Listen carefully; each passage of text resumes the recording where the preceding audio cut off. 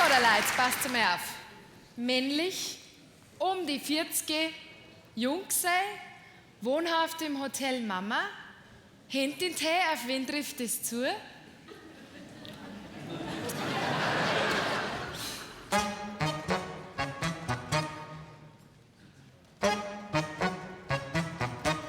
Mit 37 noch jung sei, nicht gescheit, aber ganz schick stingert. Aber die stört es gar nicht, du sagst allweil, mal schauen, mal schauen, mal schauen. Du bist da kein Adonis und niemals da der Schinsmädel hergeht zu dir. Dann nimm a Kreislige anstatt zum Song, mal schauen, mal schauen, mal schauen.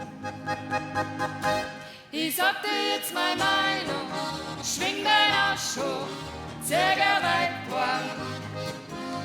Die kommen dann für die Kocher und abspülen und Staubsaugen.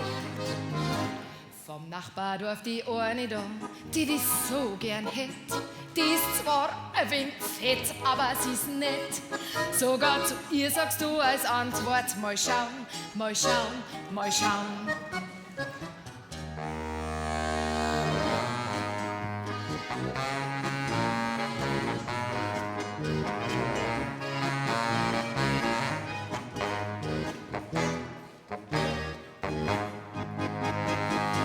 Ich sag dir jetzt meine Meinung, schwing dein Arsch hoch, Zerger Weibborn.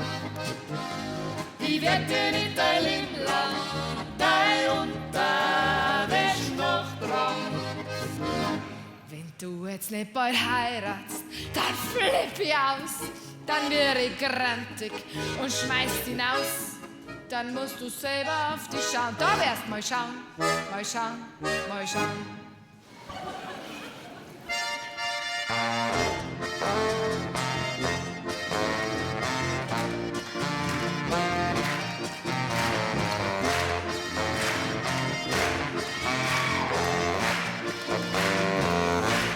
Jetzt wird die Sache kritisch und kriminell.